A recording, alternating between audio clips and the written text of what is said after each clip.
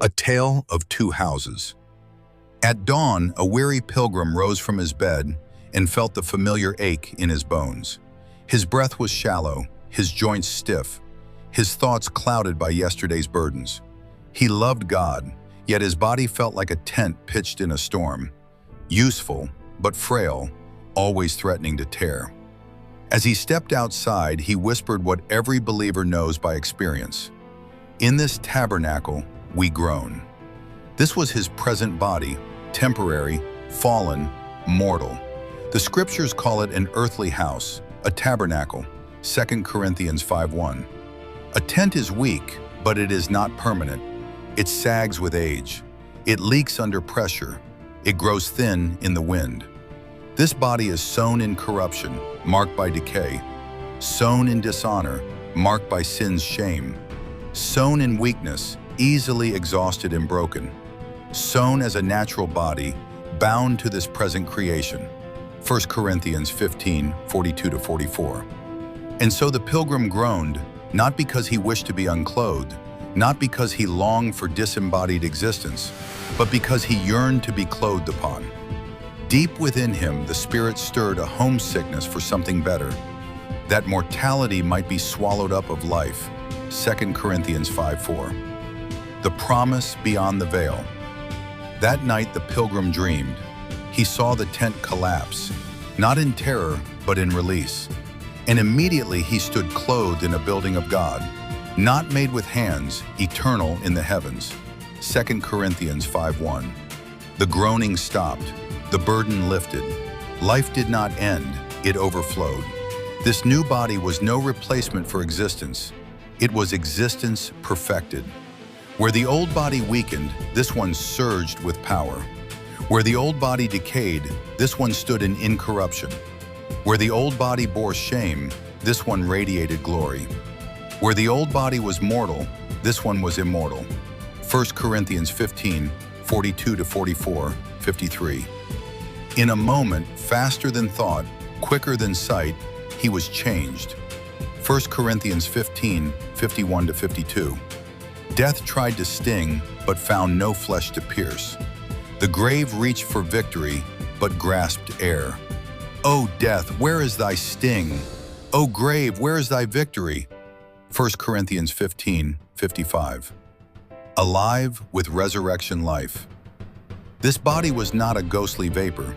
It had flesh and bones, just as the risen Christ declared, Luke 24:39. Yet it obeyed laws higher than gravity and decay.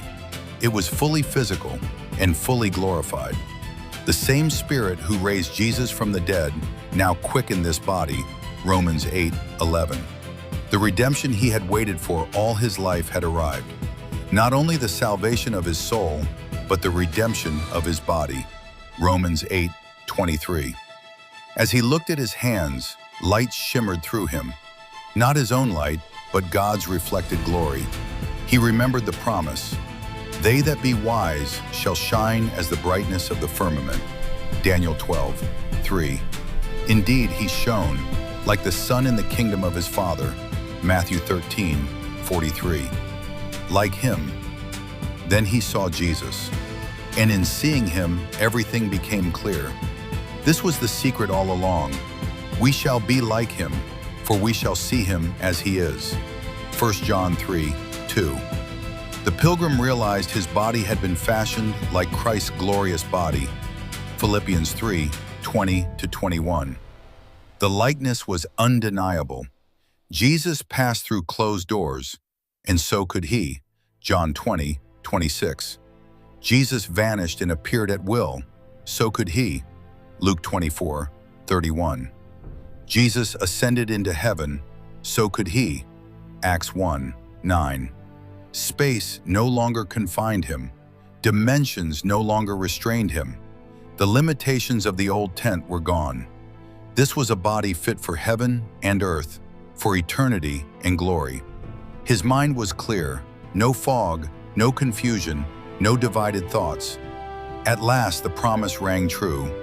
We have the mind of Christ. 1 Corinthians 2:16.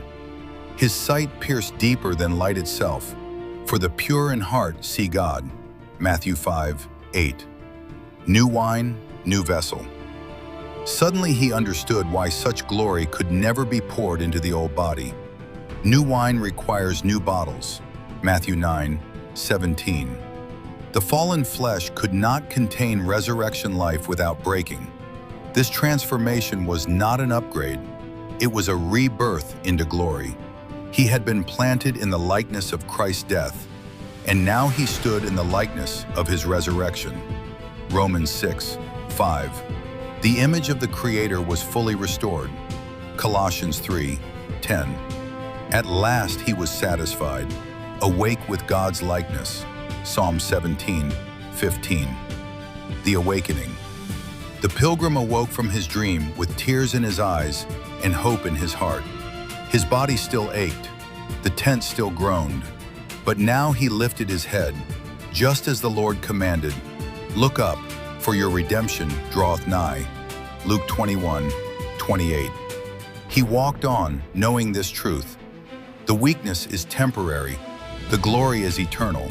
The tent will fall, but the house will stand forever.